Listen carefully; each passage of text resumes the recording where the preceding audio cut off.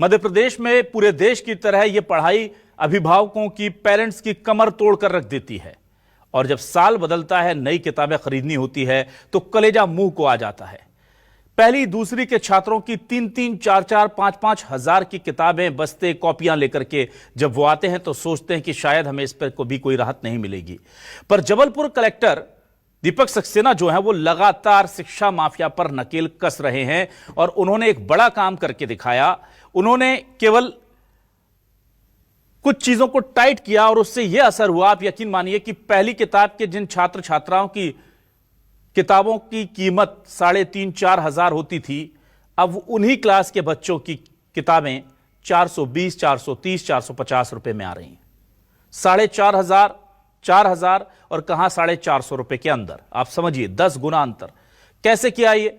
सिर्फ स्कूलों को एक नोटिस भेजा और उनसे पूछा कि आप अलग अलग पब्लिकेशन की किताबें क्यों पढ़ाते हैं, इसकी वजह बता दीजिए। आपने देखा होगा कि हर स्कूल अलग किताब पढ़ाता है ताकि आप उस पब्लिकेशन, उस प्रकाशन की किताब लेने को मजबूर हो, फिर वो 100 रुपए की किताब को 600-700 में बेचे और पूरा मोटा कमीशन स्कूल और शिक्षा माफिया खा सकें।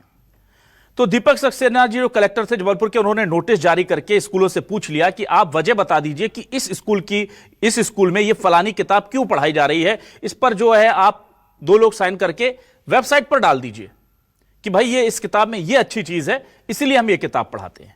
नतीजा क्या हुआ कि ज्यादातर लोग जो है वो, ज्यादातर स्कूल जो थे वो एनसीईआरटी की किताबों पर शिफ्ट हो गए, क्योंकि उन्हें पता था कि हम रीजन तो बता नहीं पाएंगे कि ये किताबें हम क्यों पढ़ा रहे हैं। ये तो बता नहीं सकते कि हमें ज्यादा कमीशन दे रहे हैं इसलिए इन स्कूलों की किताबों को हम पढ़ा रहे हैं।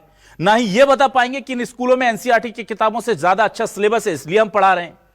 तो ज्यादातर स्कूलों ने चुपचाप क्या किया कि अपनी प्रकाशन की किताबें बंद कराई और सीधे एनसीईआरटी की किताबें अपना ली। अब एनसीईआरटी की किताबें बहुत सस्ती होती हैं, उसका सिलेबस केवल जरूरी होता है वही होता है। इस वजह से जमीन आसमान का अंतर किताबों के रेट में आ गया। सवाल आज यह उठाएंगे कि जब जबलपुर में 4,500 की किताबें अभिभावकों को 450 में मिल सकती हैं तो बाकी मध्य प्रदेश में क्यों नहीं। शुरू करते हैं आपकी बात।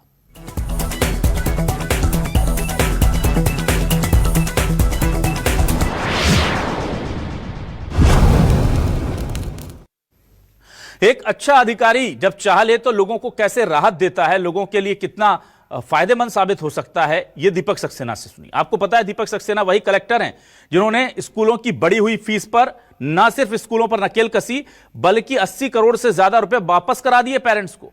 ये ज्यादा लिए थे आपने, वापस किए।